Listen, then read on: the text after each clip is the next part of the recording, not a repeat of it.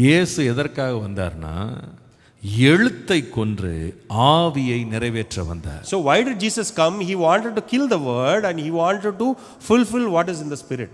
Religious law, national law, moral law. So there are three laws: religious law, national law and moral law. National law, national law, தேசத்தின் சட்டம். It is the law of the nation. அது வெறும் இஸ்ரவேல் ஜனங்கள் என்கிற தேசத்திற்காக மட்டும் பொருந்தும். இரண்டாவது ரிலிஜியஸ் லா, இது பாவ நிவாரணத்துக்கென்று தேவனுக்கு முன்பாக ஆராதனை செய்வதற்கு அவங்க செலுத்தி கொண்டு வந்த பலிகள், காணிக்கைகள்.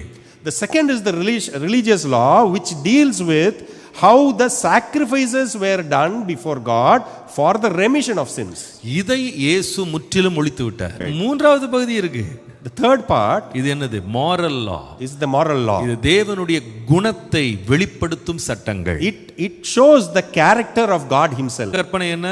What is the first commandment? வேறே தேவர்கள் உனக்கு இருக்க வேண்டாம். Do not worship any other gods. நான் சொல்ற ரெண்டு வசனத்தை குறிச்சிக்கிட்டு அம்மா வாசித்து பாருங்க. Please note down these two verses and you can read it later. இரண்டாவது கற்பனை நீ உனக்கென்று சொரூபங்களை செய்யாதிருப்பாயாக. The second commandment says do not make idols. மூன்றாவது கற்பனை என்னன்னா தேவனுடைய நாமத்தை வீணில் வழங்காதிருப்பாயாக. இப்போ நான்காவது கற்பனை என்னன்னா உன்னுடைய அந்த ஓய்வு நாளை பரிசுத்த நாளாய் ஆசரிப்பாயாக. ஐந்தாவது கற்பனை பழைய ஏற்பாட்டு கற்பனையில ஐந்தாவது கற்பனை உன் தகப்பனை உன் தாயையும் கனம் பண்ணுவாயாக. கொலை செய்யாதிருப்பாயாக. Now the sixth commandment says do not murder. ஏழாவது கற்பனை விபச்சாரம் செய்யாதிருப்பாயாக. நீங்கள் எட்டாம் கற்பனை நீ களவு செய்யாதிருப்பாயாக. do not steal.